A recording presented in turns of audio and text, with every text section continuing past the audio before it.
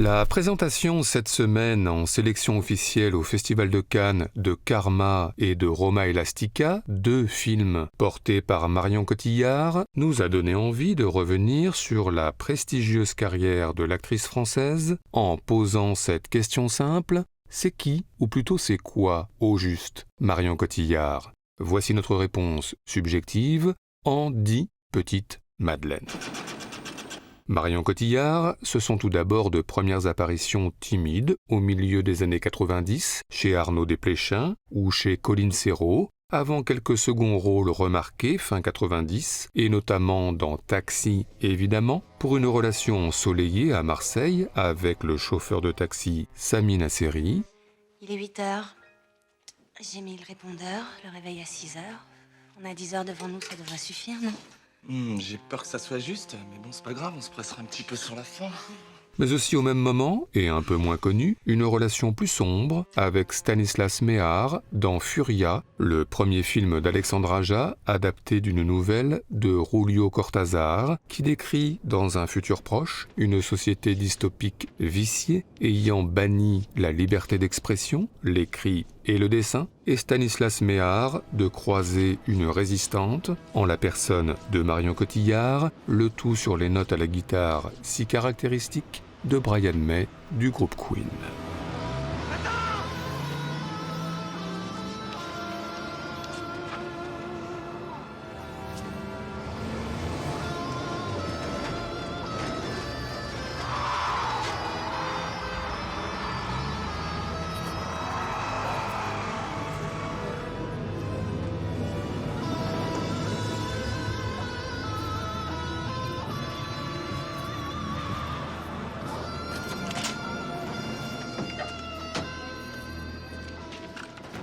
Marion Cotillard, c'est ensuite, au début des années 2000, la participation à un polar de Guillaume Niclou et la série des Taxis qui continue, mais aussi un premier rôle dans Les Jolies Choses de Gilles Paquet-Brenner, celui d'une star de la chanson en plein trouble identitaire, avec d'un côté le triomphe sur scène. On refuse toutes les filles comme toi. Et de l'autre la solitude et les doutes en coulisses.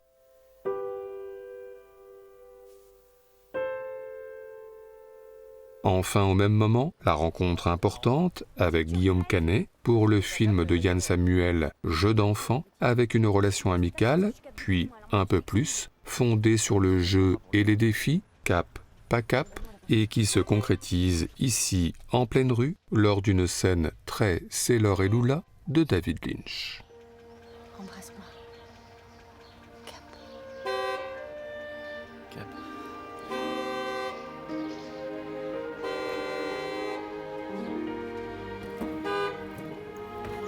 J'ai dit embrasse-moi.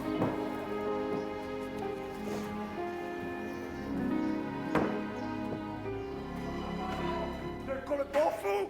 Descendez, ma gueule! Descendez, je vous dis! Ils sont malades, ceux-là! Descendez, oui!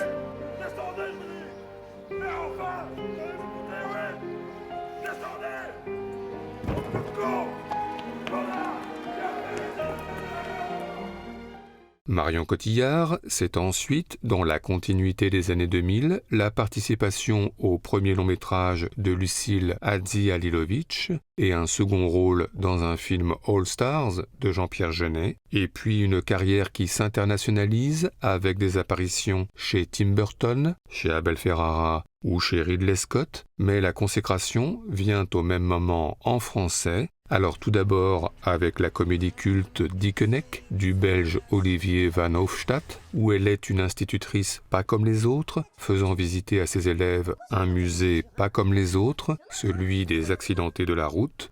Allez, approchez-vous, ça va pas vous manger, hein? Tu veux monter sur la moto, toi? Oui, je sens que tu veux monter sur la moto. Allez! Ah, mais tu veux pas? Ah, c'est pas grave. Allez! Et puis évidemment, en 2007, le premier triomphe, César et Oscar de la meilleure actrice à l'appui, La Môme d'Olivier Dahan, qui retrace les grandes étapes de la vie d'Édith Piaf, un biopic de facture plutôt classique, mais qui contient aussi des scènes plus inattendues, comme celle-ci, Marion Cotillard qui interprète, joue, incarne sa chanson, et cela passe par le corps, les mains et le visage, et Olivier Dahan du coup de couper la voix de la chanteuse, tout en multipliant les fondus enchaînés pour signifier le mouvement désormais lancé et inarrêtable.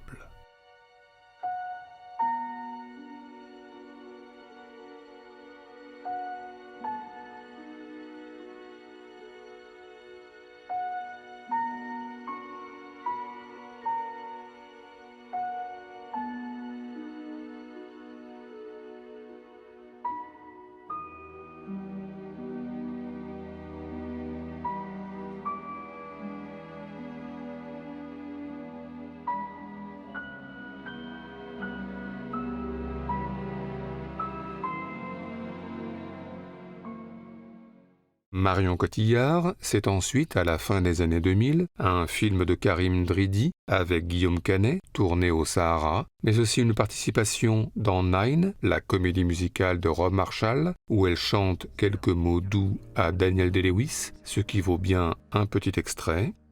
My husband makes movies. To make them, he lives a kind of dream in which his actions aren't always what they seem. He may be on to some unique romantic theme. Et puis au même moment, une rencontre au sommet avec Michael Mann pour Public Enemies, où elle incarne la jeune Billy qui flirte avec le gangster John Dillinger, alias Johnny Depp, au rythme de la chanson Bye Bye Blackbird.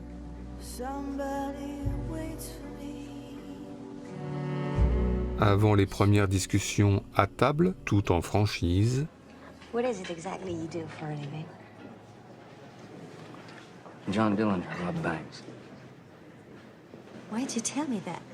Mais bientôt en parallèle, Billy arrêté, interrogé et emprisonné pour faire pression sur le gangster, et Billy de tenir bon avec, en point d'orgue, un frisson lors de la scène finale en prison. Attention spoiler, mais en même temps, le film est connu. Stephen Lang qui a une chose importante à dire à Marion Cotillard alors que Dillinger vient d'être exécuté en pleine rue. Une scène qui repose sur un décor très signifiant, un mur froid et clinique comme une morgue, comme un bloc à l'image du visage de marbre de Marion Cotillard, mais un mur qui va finalement symboliquement se fissurer en 1000 morceaux et en 1000 larmes.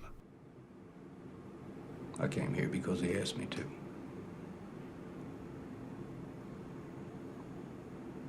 When he went down, he said something. I put my ear next to his mouth. And what I think he said was this. He said, "Tell Billy for me. Bye-bye, Blackbird."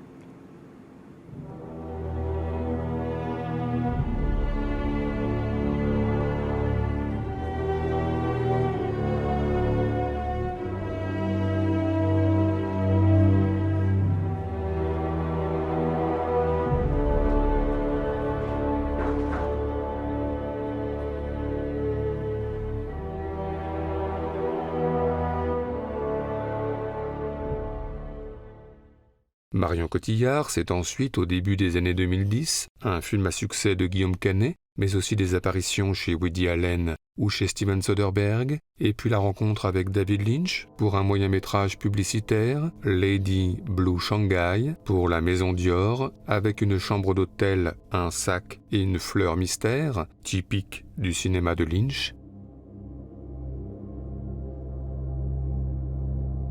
Et puis au même moment, une autre rencontre au sommet avec Christopher Nolan et Leonardo DiCaprio pour Inception, avec un amour profond, très profond et sans doute trop, dans les limbes entre rêve et réalité. But you can't know for sure. Yet it doesn't matter. Now tell me why. Because you're together! Et enfin, après ce sommet hollywoodien, le retour à un cinéma plus intimiste, avec De rouillé d'os de Jacques Audiard, où elle incarne une dresseuse au Maryland d'Antibes, victime d'un accident avec une orque, Alors le réveil à l'hôpital et la découverte impossible pour une vie désormais brisée, mais tout de même embellie par une rencontre, celle avec Matthias Schoenaerts, pour quelques scènes de réconfort belles à couper le souffle, dans une Méditerranée scintillante, l'idée d'un nouveau baptême, l'idée d'une renaissance.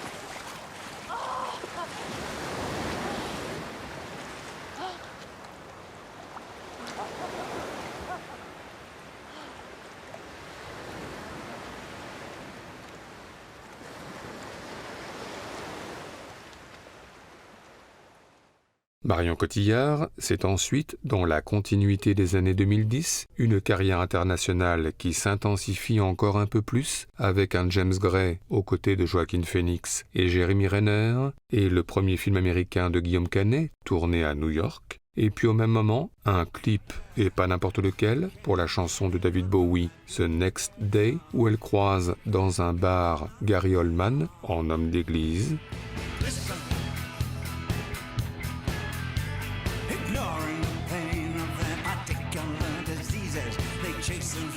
Et puis les retrouvailles avec Christopher Nolan pour le dernier volet de sa trilogie Batman, The Dark Knight Rises, avec, il faut bien en parler, la scène de la discorde, la mort de Marion Cotillard, qui verra l'actrice moquée, raillée, mais pas son metteur en scène Christopher Nolan, ce qui laisse quand même songeur.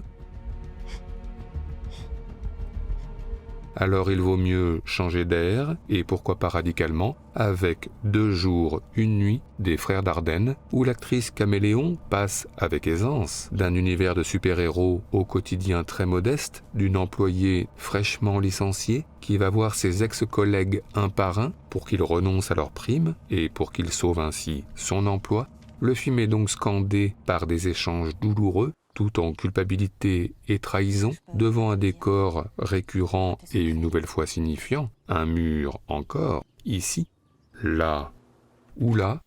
Mais si le film repose sur ces scènes d'échange tendus, il repose aussi sur le temps d'après, dans lequel excelle tant Marion Cotillard, la solitude et le silence assourdissant qui dit tout.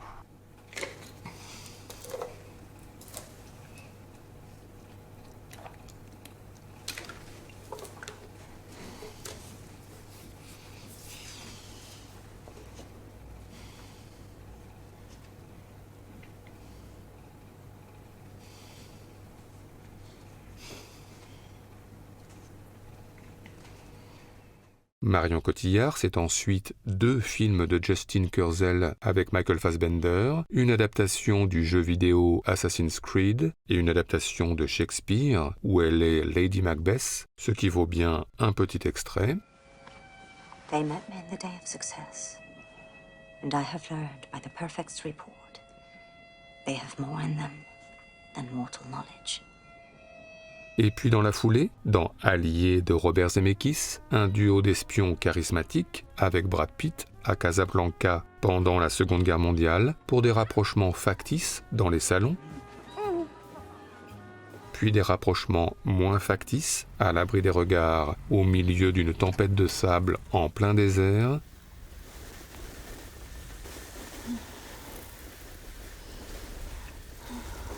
Et enfin, au même moment, Mal de pierre de Nicole Garcia, d'après un roman de Milena Agus, où elle incarne une jeune mère meurtrie par la maladie de la pierre, mais aussi et surtout par un amour perdu, devenu cicatrice indélébile, un film tout en émotion impossible à contenir, ce que synthétise la scène d'ouverture dans les rues de Lyon, Marion Cotillard avec son mari et son enfant, et soudain un nom de rue qui la replonge dans son passé, comme un coup au cœur qui lui coupe le souffle, l'intensité fait actrice. Attendez!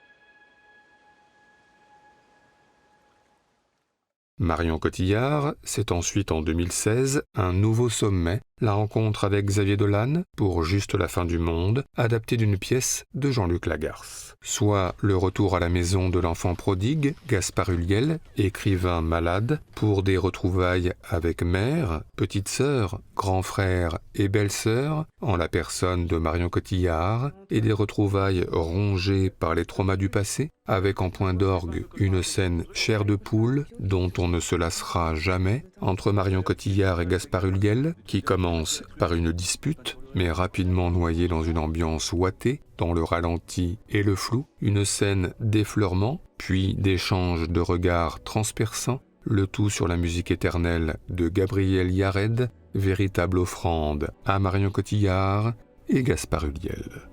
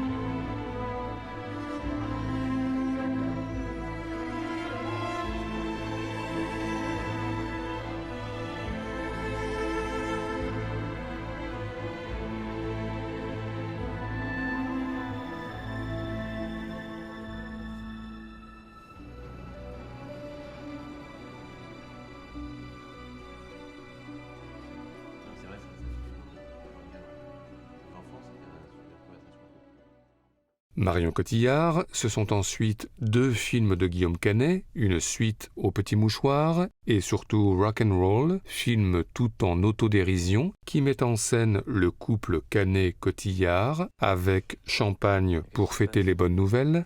Vive le Québec libre! Je fais le prochain film de Xavier Dolan. Oh, super. Bravo, mon amour. Puis apprentissage au lit des expressions québécoises. Une moto, Bicycle à gaz. ça coûte une fortune. Ça coûte un bras.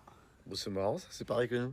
Et puis au même moment, les retrouvailles avec Arnaud Desplechin pour l'Hitchcockien Les fantômes d'Ismaël, où Mathieu Amalric incarne un cinéaste reclus sur l'île de Noirmoutier qui voit revenir d'entre les morts sa femme Carlotta, disparue depuis de très nombreuses années. C'est moi. Oui. Ça fait combien de temps? 21 ans, 8 mois et 6 jours. Enfin en 2021, une nouvelle rencontre au sommet avec Léos Carax, Adam Driver et les Sparks pour le film musical Annette, avec, comme toujours chez le cinéaste, l'art de l'ouverture de film porté très haut, avec par ordre d'apparition Léos Carax lui-même, comme d'habitude, puis Russell et Ron Mael, puis Marion Cotillard et Adam Driver, et enfin Simon Helberg. So may we start. So may we start. It's time to start. High time to start. They hope that it goes the way it's supposed to go. There's fear in their heart, but they can't let it show. They're underprepared, but that may be enough. The budget is large, but still, it's not enough. So may we start. May we start, may we not start? So may we start. May we start, may we not start? It's time to start. May we start, may we not start? High time to start. May we start, may we not start? To fashion the world built just for you. A tale of songs and fury with no taboo. We'll sing and die for you, yes, in minor keys. And if you want us to kill too, we may agree. So may we start, May we start, may we not start. so may we start? May we start, may we not start. It's time to start. May we start, may we not start. Right time to start. May we start. all the doors and let's begin the show. The exits are clearly marked, thought you should know. The orphans are here, so let's not show disdain. The orphans are here and they're a little vain, a little vain. Marion Cotillard, c'est enfin récemment Le Grand Écart toujours, avec d'un côté un nouveau Astérix signé Guillaume Canet, où elle est Cléopâtre, et de l'autre un nouveau Arnaud Desplechin face à Melville Poupeau, pour une relation familiale tendue, et puis l'année dernière, les retrouvailles avec Lucille Hadjialilovic pour La Tour de Glace, où elle incarne une actrice incarnant la Reine des Neiges, mais l'ambiance trouble du film est évidemment à l'opposé des productions Disney, avant de découvrir dans quelques jours à Cannes Roma Elastica, nouvelle incursion dans un univers original, celui de Bertrand Mandico. La trajectoire de Marion Cotillard n'est donc pas près de s'arrêter, l'actrice traçant un chemin sans cesse déroutant, entre glamour hollywoodien et projets plus intimistes. Bref, une carrière avec la liberté comme boussole. Oui, Marion Cotillard, comme dans cette scène des Fantômes d'Ismaël, danse comme elle veut, où elle veut, et sur la musique qu'elle veut, ici Dylan, épanouie, enivrée et heureuse. Go away from my window, leave at your own chosen speed. I'm not the one you want, babe. I'm not the one you need.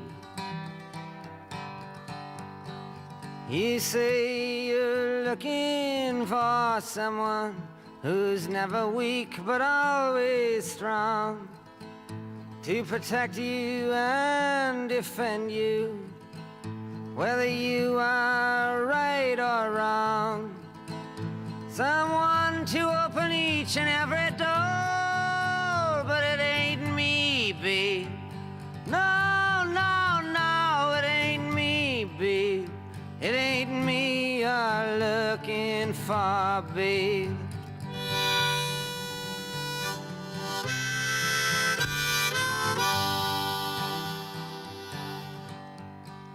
Go lightly from the ledge, babe.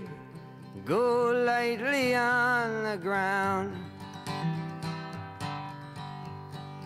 I'm not the one you want, babe. I will only let you down.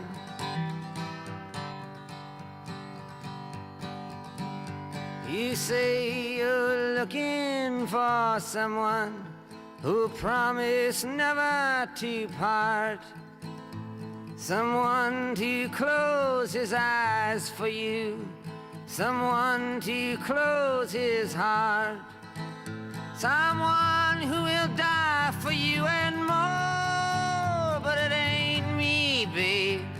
No, no, no, it ain't me, babe. It ain't me you're looking for, babe.